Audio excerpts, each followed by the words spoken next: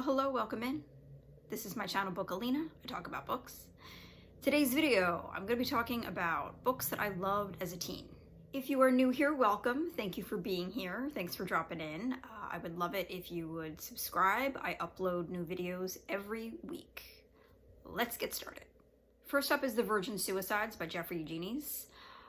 This was released in 1993, and it is about 5 sisters, the Lisbon sisters. They are brought up in a very strict, very restrictive household, and after one of the sisters commits suicide, that restriction gets much, much more severe.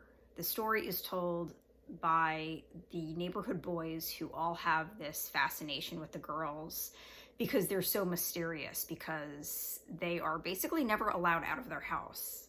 Obviously, as anyone with half a brain would tell you, that keeping a group of teenage girls isolated from the outside world is most certainly going to end in disaster, hence the name of the book. The book is beautifully written. I loved it from beginning to end. It's a great movie too. The movie was directed by Sofia Coppola, and the book is worth reading and the movie is worth watching as well. No One Here Gets Out Alive, released in 1980. It was written by Jerry Hopkins and Danny Sugarman. This is a biography of Jim Morrison. This was, I'm not sure if it was the first. It might have been the first or one of the first. It's one of the earliest for sure. This was the first book that I ever read on Jim Morrison. This was a book that was in my dad's collection, and whenever I was in his den that had all of his books and all of his albums, the spine of this book with Jim's face on it, there was something about it that just drew me in, and I decided to read it. And I can't remember how long after I actually discovered their music I read this book. It wasn't very long. It was kind of in tandem that I discovered both the music of The Doors and this book, and I was completely hooked. I loved this book. I understand that there are some facts that have been disputed. I think due to the mystery of Jim's death and all of the unanswered questions, there are going to be a lot of things to dispute as far as biographies about him. Heading into another controversial biography, this is Mommy Dearest by Christina Crawford. So I read this book as a teenager. This was long before I discovered the movie, and I really didn't even know anything about Joan Crawford, so this was kind of my first introduction to her, and yeah, holy shit. Again, I do understand that Joan Crawford's other children, she had 2 younger children who were, I believe, twins who were adopted. All of her children were adopted. In those days, you were not allowed to adopt a child if you were a single woman, but Joan Crawford, being Joan Crawford, was able to make that happen. And so Christina, after Joan Crawford's death, wrote this book, and it's really horrifying.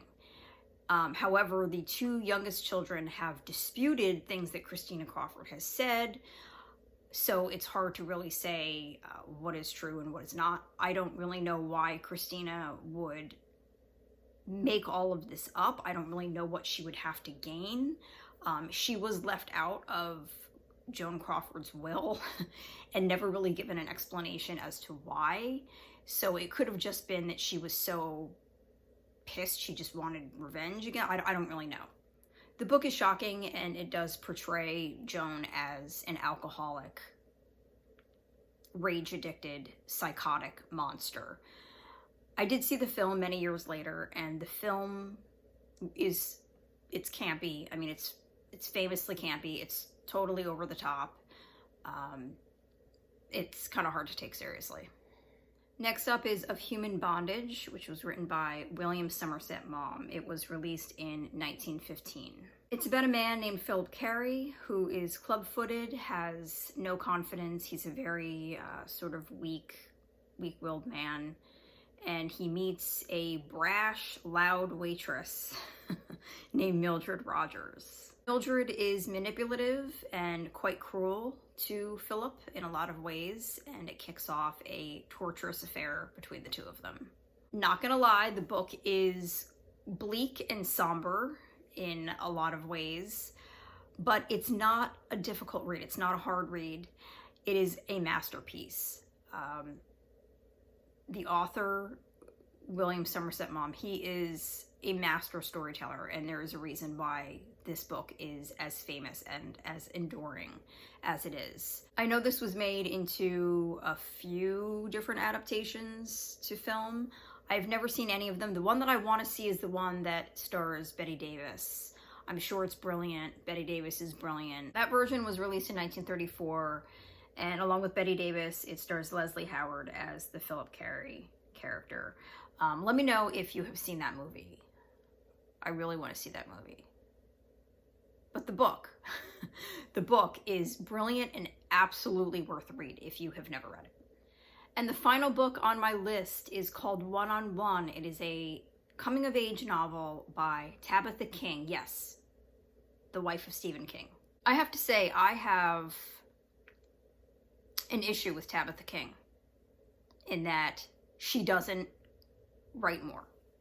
She is a brilliant writer. I've read everything that she's written, but she just doesn't write enough.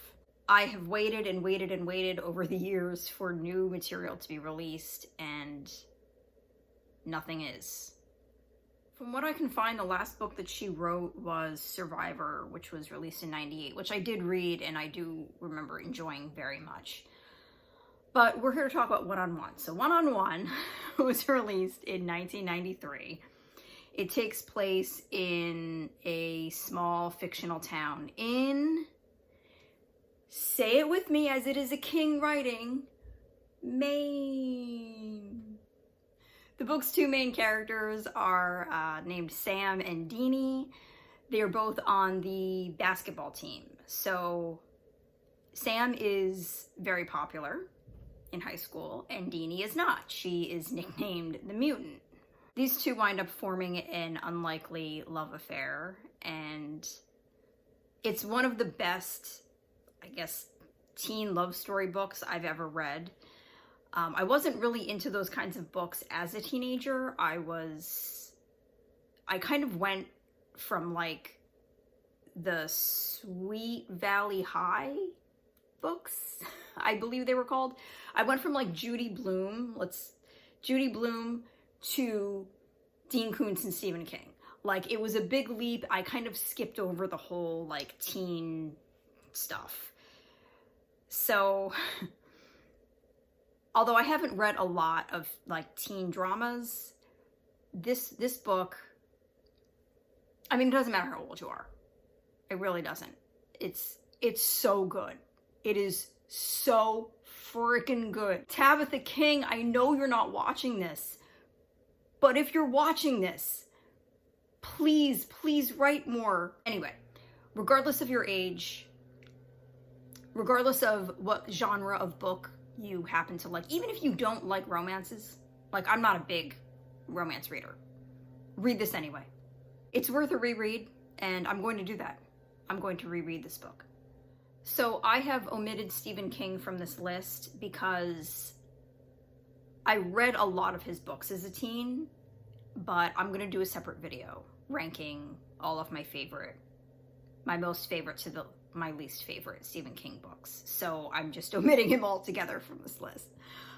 But that is my list. Those are my favorite books that I read as a teen. Thanks again for being here. Thanks for hanging out with me today.